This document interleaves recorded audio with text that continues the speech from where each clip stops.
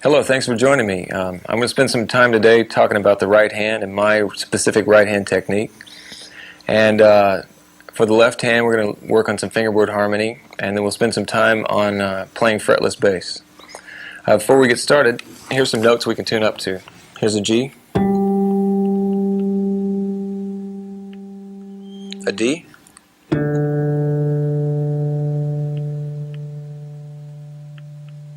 an A,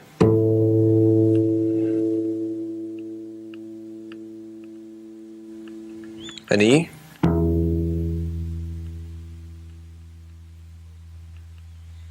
and for those of you with low B, here it is.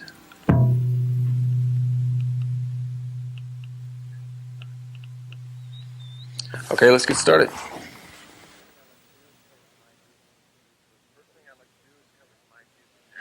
First thing I'd like to do is cover some ideas that you can use whether you play with 2 fingers or 3 fingers. You actually play the bass with these muscles right here. Okay, they've been strong enough to play the bass since you were about 3 years old. They're connected to tendons that go across the hand or through the hand, and there's not any muscles actually in this part of the wrist that you use to play the bass, or that you should use to play the bass. So if you borrow some tips from classical piano technique and support the upper arm with these muscles here, keep these muscles relaxed, and keep your arm and wrist straight, you can transfer this energy directly to your fingers and use it more effectively. One thing you can do to see how the right hand works is to take the middle fingers and lock them, and with your wrist straight, pull kind of hard. All right, and you'll find that you've got plenty of strength there. A misconception about playing the bass is that people have to develop a lot of strength and stamina, and you've actually had these muscles develop since you're very young. If you do this pulling, you'll find that you feel pretty strong. You can put a lot of tension there. If you bend the wrist, which is what a lot of bass players do, about this angle, and try to do the same thing, you'll find that it becomes painful real quick. There's a small opening here that all these tendons are attached and go through, that if you keep it straight, you're able to play a lot more efficiently. A problem, since the bass is about 30 or 40 years old, is that acoustic technique has been passed on to electric, and it's caused a lot of people a lot of problems. When you're playing acoustic, the bass is vertical like this. You can just drop your fingers down, and they naturally hit the strings, and you can play and walk and everything. It's no problem. When you try to apply acoustic bass technique to electric, when you pick it up, you can see the bend that goes into maintaining that posture with the right hand. And that's where a lot of these problems that we just found out about this finger pulling exercise or demonstration comes from. It develops a lot of tension here, and you actually lose strength, especially if you do like a lot of bass players and lock your thumb on a pickup, all right, and pivot, which really forces your wrist to bend a lot. So what you can do, like I said, was borrow from classical piano technique. Keep your wrist straight. You end up playing the piano about like this. You support your arm with these upper muscles. You can get a direct transfer of energy from these muscles to through the tendons to your fingers, and it becomes more efficient. The first way to try to use this posture is to relax your hand completely in front of the bass, as if you'd never played it before. Try to keep your wrist straight, and that's how it would fall naturally. And then drag it back across the bass until the fingers touch. You can see that if you'd never played bass before, that's the most natural hand position you can achieve, right? Because if it's relaxed like this, all right, and you bring it back, there's no extra movements required to reach the strings. If you want to work on this posture, a good thing to do for the first couple of weeks is keep your arm and keep some distance between the bass and your arm. A lot of people have a tendency to drop their elbow down, which automatically gives you the wrist bend and the problems that we saw before. So for the first couple of weeks, keep your arm off the bass. That'll give you a nice straight line here and get more efficient use out of these fingers. One of the problems that occurs when you try to develop this technique and practice while you're sitting down, and the bass is on your leg, it forces it off to the right. All right, to reach where you normally play on the bass, tendency is to drop the elbow and bend the wrist, and we see the problems crop up again with the tension here. A way to alleviate that is to use a classical guitar technique, all right, where the bass is centered like this. If you relax your hand, just put it up there, you've got your posture back, straight line, and everything. One of the things that people notice right off the bat about my right hand technique is the amount of intensity or lack of intensity that I use in my right hand. Over the years, I've tried to teach my hand the minimum amount of effort it takes to play a note. The benefits of playing softer in the right hand is that it allows you to turn your amplifier up louder, and in a band context gives you a lot more headroom to play accents, or if a band gets louder you can go with it, and it also gives you a better sound when you play softer. Another benefit of playing lighter with the right hand is the kind of tone that you can achieve. When you strike a string hard, you get a nice big fat attack, but when the pitch settles into its regular vibration, it doesn't match the attack at all, so you hear lots of attack and not much presence afterwards. If you turn the amplifier up and play softer with your right hand, you perceive a nice big attack, and when the string settles into its pitch, it's moving about as much air as the attack does, so the overall perception is that you're moving a lot more air and the tone is fatter. Here's a little funk groove that I'm going to play, and you can check out the intensity or lack of it in the right hand, and also the headroom I've got to bring out accents and other things like that. All right?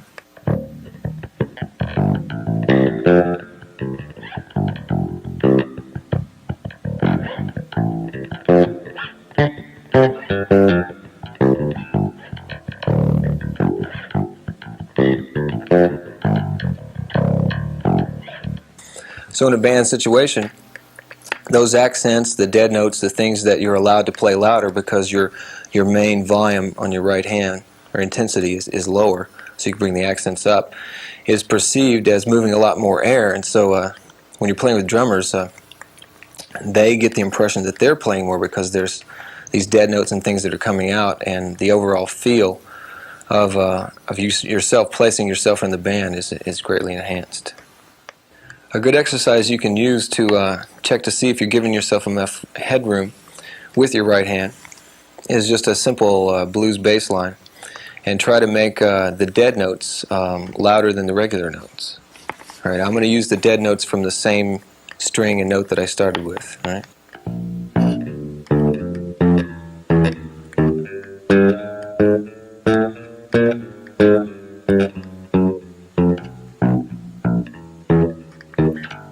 Etc. Okay. Another way you can work on this, as for the right hand, this technique is to place your dead notes on the string below every note you're playing. All right. That requires a kind of a tricky right hand thing, but it's good for you.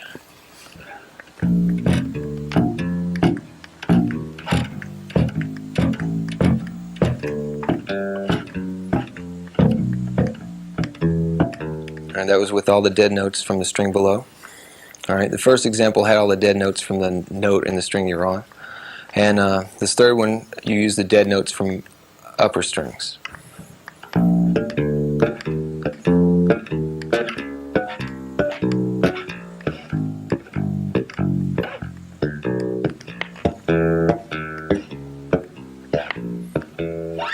Etc.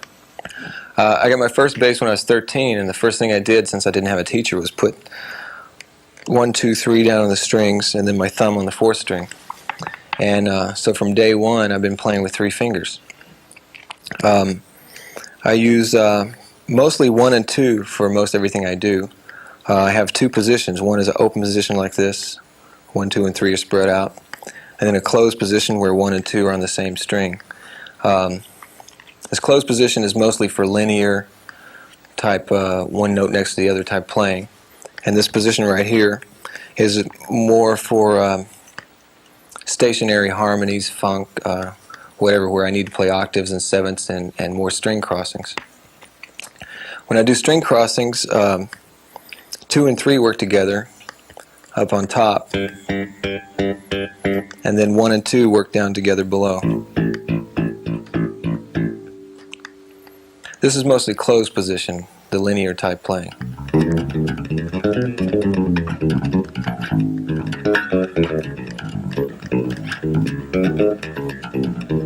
All right, 1 and 2 do most of the work. And this is the open position for like a stationary harmony funk type deal.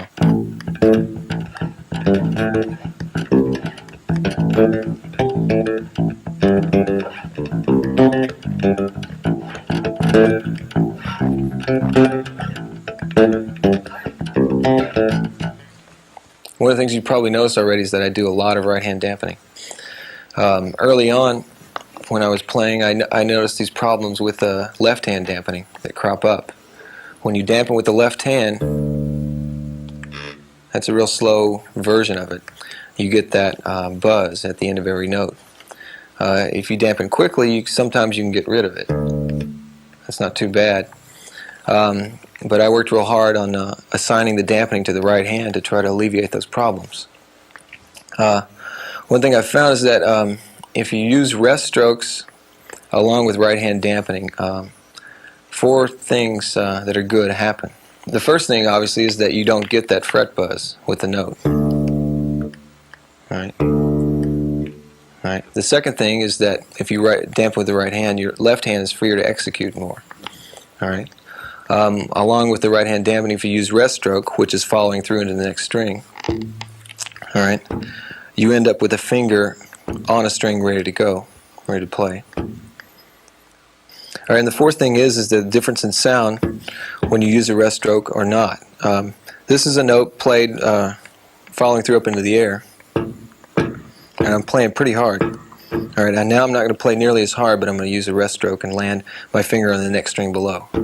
And you can hear that extra little thump of the finger landing on the lower string that adds to the attack. A good exercise you can use to start working on this right hand dampening technique involves no left hand.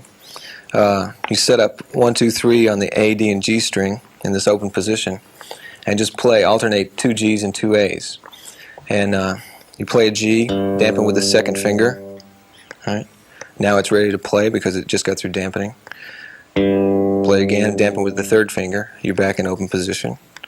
All right. Play an A, dampen with the second finger. All right. It's ready to play. Play, dampen with the first finger, and reset. Okay. All right. What you want to do is make this exercise sound something like this. You want to go really slow.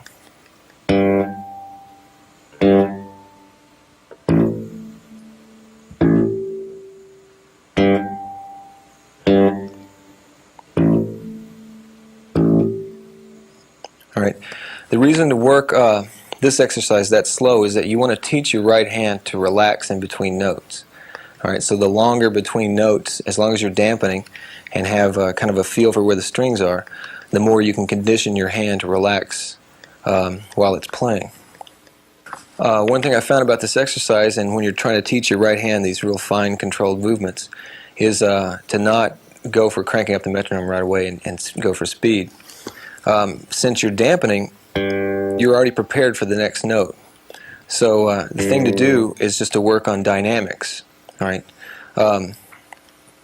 If you train your hand to do something that's more difficult than it's going to be naturally asked to do, then when you go to play regularly, your mind will think that it's easy. All right. So you give it a harder challenge than it's normally going to get. So dynamics will achieve that. I try to make it sound like this: alternate loud and soft at first.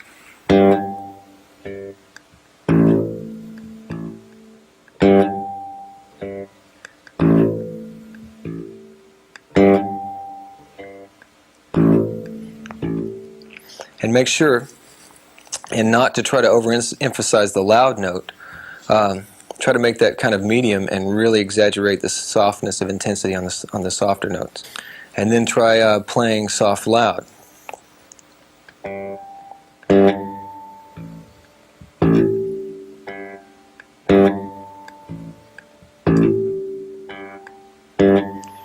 Okay. Since you're prepared for the next note, if you play this exercise playing with the notes very short, I'm ready to play the second note of this exercise right now. All right. Once again, now. Okay. So if I just want to play faster, all I've got to do is cut down the amount of time my hand is sitting there waiting to play. So if you give us this challenge of accents and play with short notes, after working maybe 10 or 15, well, maybe not that long, maybe 10 minutes on this exercise, and then you just test yourself by trying to play it fast, you'll find that you'll have gotten to a point faster than if you just gradually tried to crank up the metronome.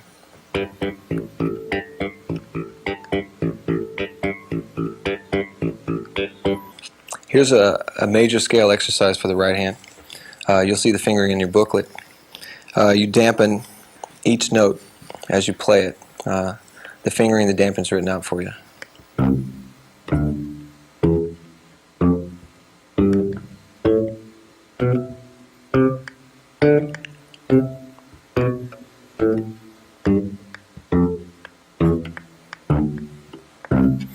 I added the D to the scale so that eventually, once you get it into up to tempo, you can play it in 4/4. All right.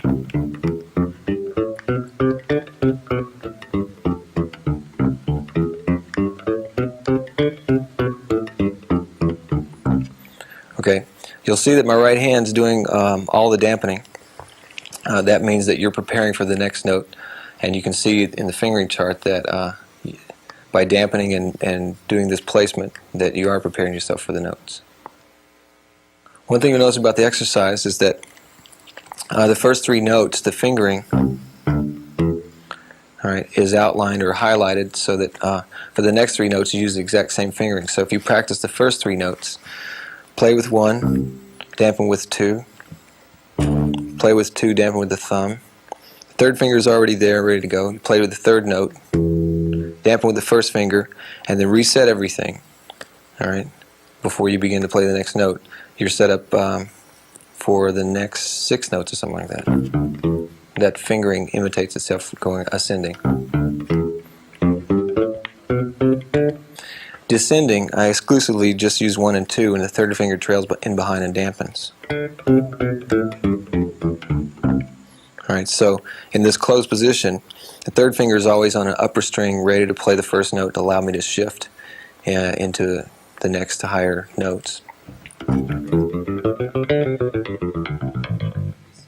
You notice at the end of the scale, you end up crossed up starting with 2. But all you have to do is just interchange those for the first 2 notes and you're back on track.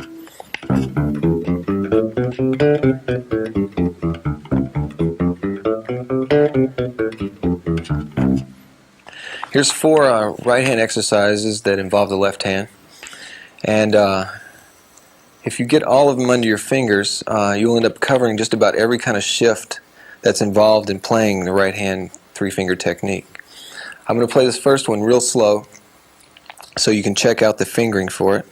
And if you play a 4-string, just leave out the middle bar of every line, and you'll be able to use the same exercise.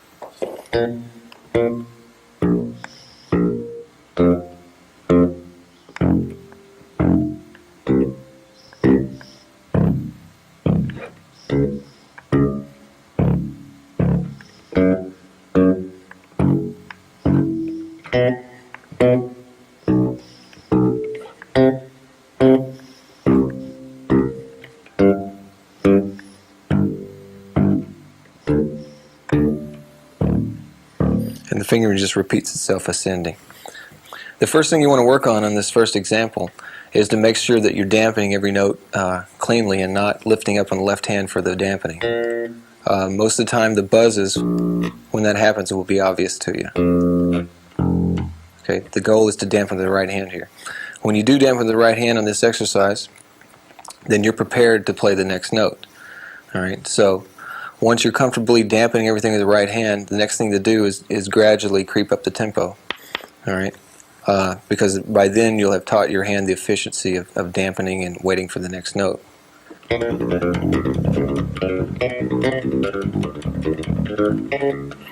All right, and you can work this exercise all the way up to the neck, and to the top of the neck and down again.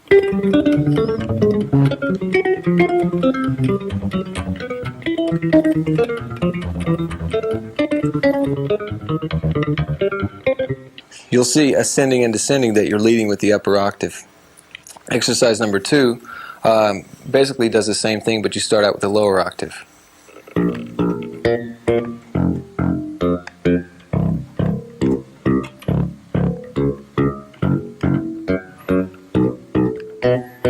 Here it is slowed down so you can see the right hand fingering for it.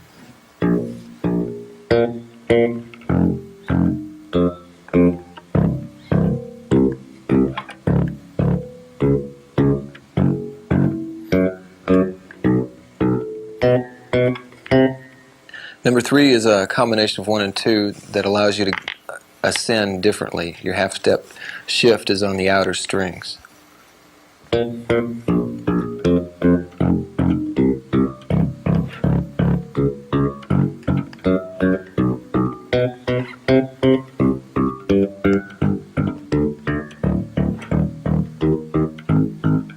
And you end up with 4 notes in a row on a string, the outer strings. Here it is slowed down for the right hand fingering.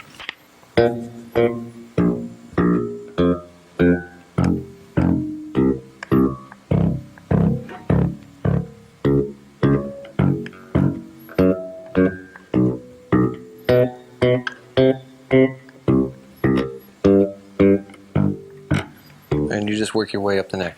Number 4 is also a combination of 1 and 2, except you start on the inner string with the lower octave first, and your shifts are, if you have a 5 string, your shifts ascending are all on the A string.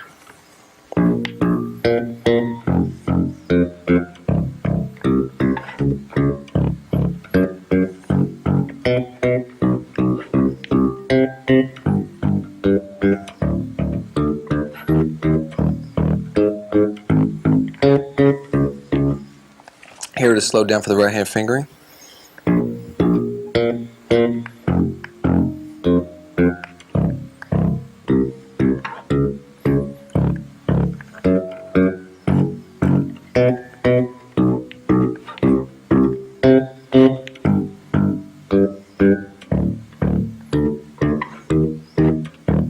And on up the neck. Once you've got these first few right hand exercises under your hands, the next thing to do is to take things that you normally play, and like bass lines and other grooves that you've learned, and make a focused effort to teach your right hand to apply some of these dampening, playing softer, and finger preparation techniques from these exercises. One thing I've found that a lot of students and bass players that I've seen tend to teach their right hand through their left hand. Whatever you learn over here, the right hand is kind of left up to its own devices to develop. So when you're working on this, make a conscious effort to glue your eyes to your right hand so that you can be in control of every little movement that goes on down there. Here's an example of what I do with the right hand. I'm going to play a funk groove, and not in any particular key, and I'll combine some of the fingerings that are involved in the 4 right hand exercises with the octaves and some of the linear stuff that comes from the scale exercise.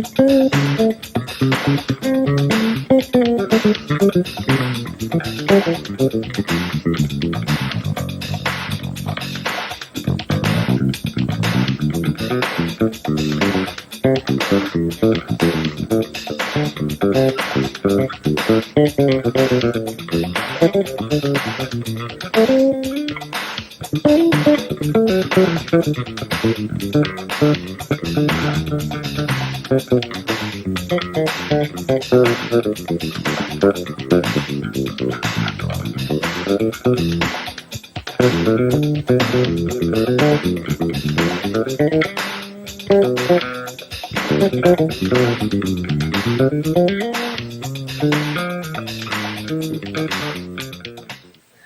right, we're going to take a break here and play a tune of mine called Renegade.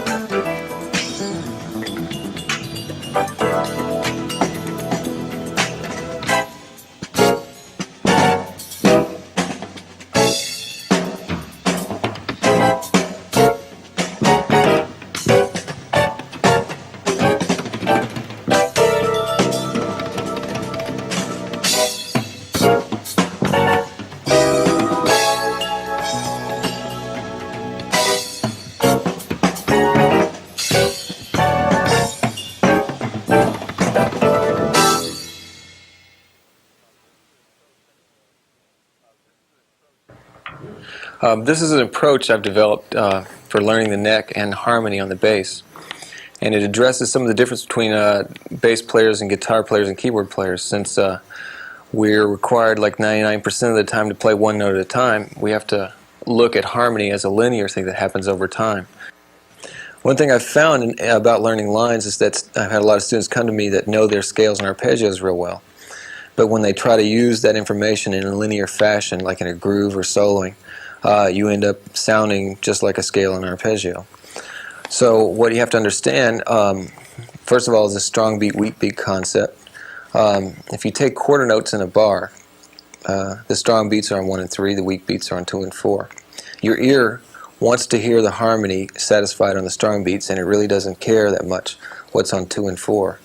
And I'll play an exercise or a little example right now that'll demonstrate that fact.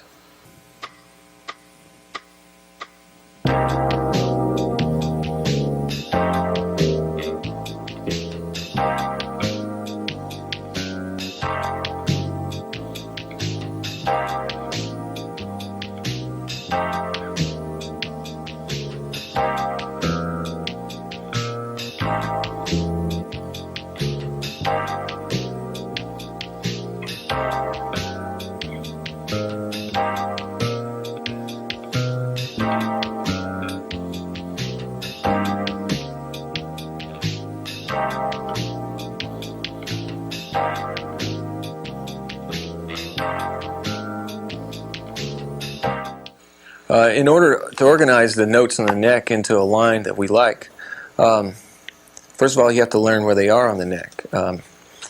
Chords are built in thirds, and if you look in your booklet, you'll see some diagrams of 4 seventh chords. I think there's 4 different quality of diatonic seventh chords, and you'll see them over the whole fingerboard. And what you can see there is that it really doesn't matter where you go in the neck for any particular chord. You're never going to be more than a whole step away from a chord tone.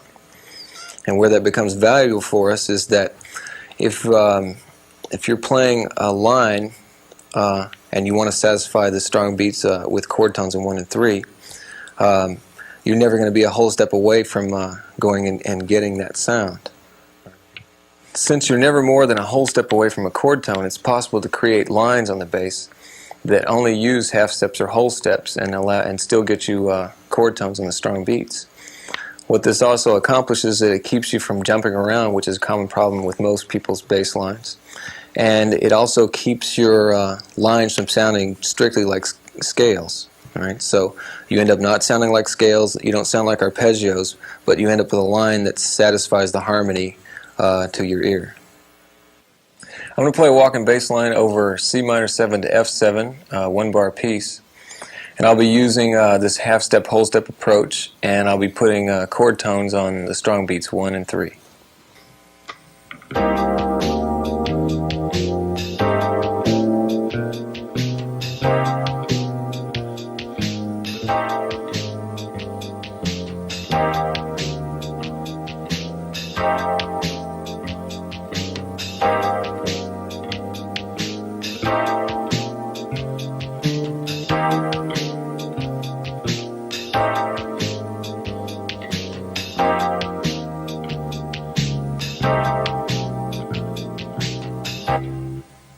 There are 3 basic positions that you can begin to apply this concept to, and they involve placing the 1st, 2nd, and 4th finger on the root of whatever harmony you're working on. All right. If we take some basic harmony information like the C major scale, all right, we can start by placing the 1st finger on it. Take the C on the E string. 2nd finger on it. 4th finger on it. Okay.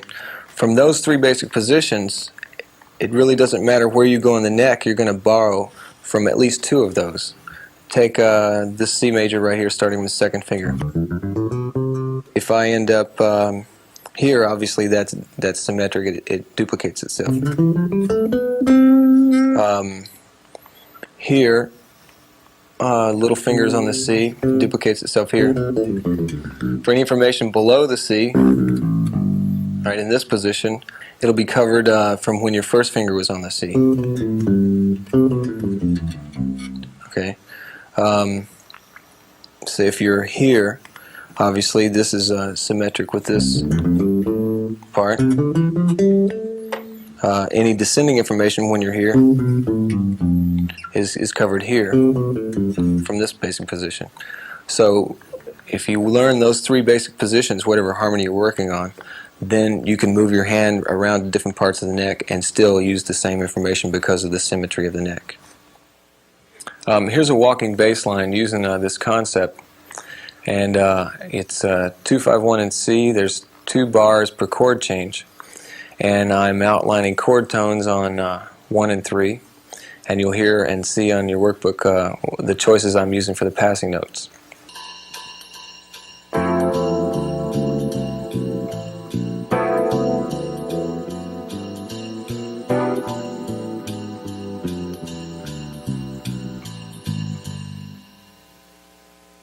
Here's the same bass line, and we're going to use the 8 notes that we chose for the bass line as 8th notes as a solo, and I'm going to put it up an octave and play it faster. And what you're going to find is that it makes a good sounding solo line.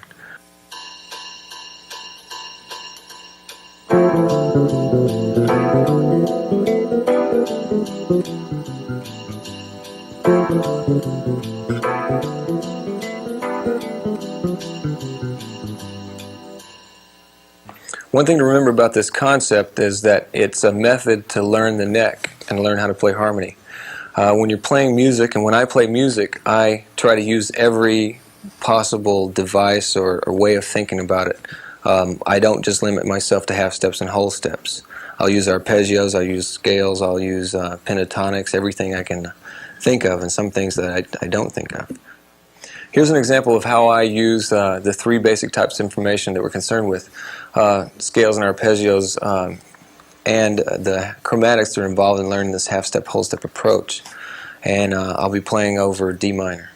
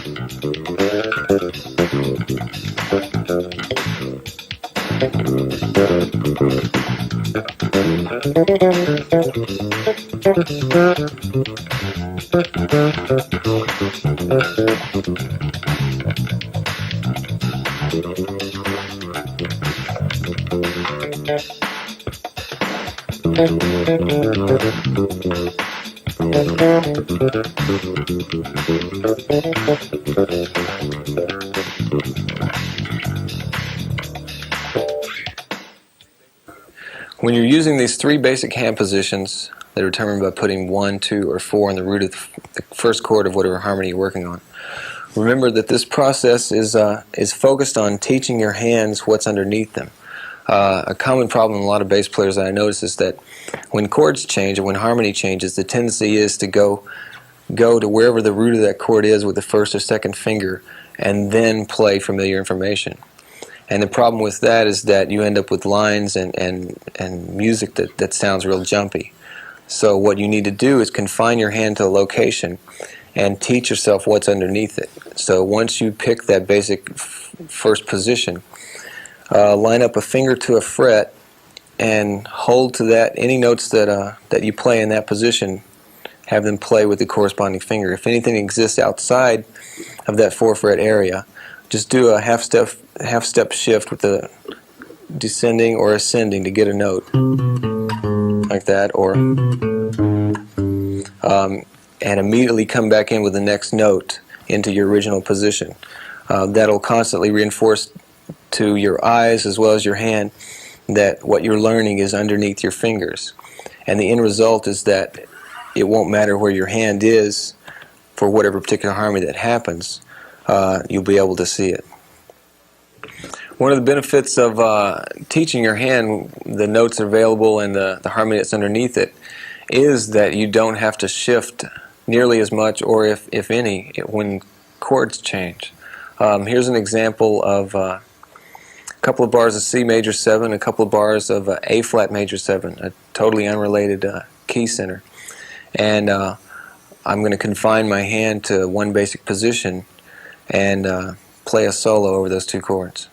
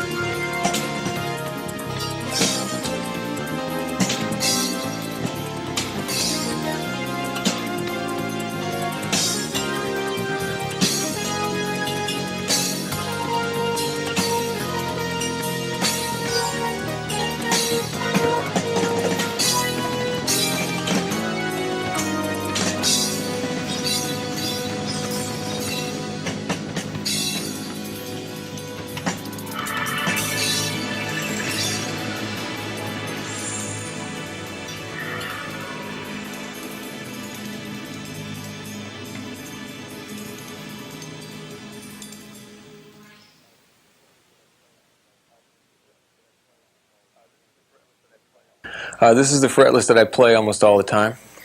It's an Ibanez they built for me. It's a 5-string. One of the things you'll notice that are different about it is this piece between the pickups here. And it's something I put in there. It came from back when I tried 2 jazz pickups next to each other on an old jazz bass. And I like the feel, since I play with 3 fingers, I like the feel of the pickups underneath my fingers. So this piece there is just to extend that feeling, so that with my 3 fingers I can place my hand on the strings and be ready to play. It's real comfortable, and it keeps me from digging in too much. It helps with the light touch that I've tried to develop. The most obvious problem that playing fretless presents is how to play in tune. And one of the techniques I developed and try to tell people to develop is hand-eye coordination. And the first thing you can do to develop that is obviously to have lines. I can play, now that I've been playing fretless about 10 or 11 years, I have the ability to play with my eyes closed. But in order to initially develop this hand-eye coordination with the frets and where to put your fingers, I think you should start out with lines. The first thing to work on when you're trying to play in tune is always give yourself a pitch to judge yourself by. If it's an open string on the bass itself, or some kind of pre-recorded example, so that you always have that pitch to judge your notes by. A good exercise to do is to record on a fretted or a piano or something like that, record a major scale. And then on fretless, start out like a 5th above and play a major scale, or start out a 3rd above and play that same major scale. And try to play it very slow and try to keep each note in tune. Another thing you can work on is that you can teach your first finger to locate itself in the right place all the time as far as shifting, then the other 3 fingers can learn eventually to space themselves correctly. One specific technique as far as how to tune up notes is the ability to rotate and pivot on each finger. It's kind of tricky to develop, but it allows you to. You can see how I did it right there. I kind of rotated the note into being in tune. All right, I'll do it with the third finger.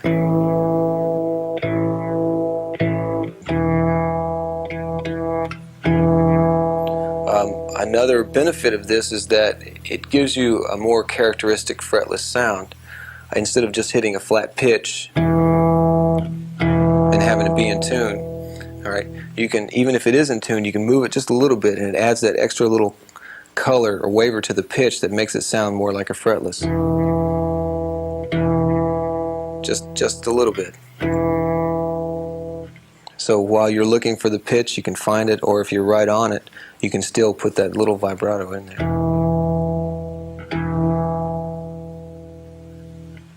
Another reason I have lines on my bass is that you can't really consistently locate your finger in the same place for every fret. Say for instance my G string, I always have to play a little bit sharper to play in tune down on the second fret than if I'm up on some real high frets. There I have to move further back away from the fret, or ease the fret line. So it's not exactly in the same position as it is to play this in tune. And so those little discrepancies you have to learn by visually watching where it takes to play a note in tune. Another benefit of controlling this pivot on your fingers is that it'll give you more command over your vibrato. One of the trickiest things to do is not to sound nervous with your vibrato. It's easy once you establish that you can do this pivot to sound real shaky. What you have to do is listen to singers and check out how they are in control of it. What you want to do is get a nice, it doesn't take very much movement at all.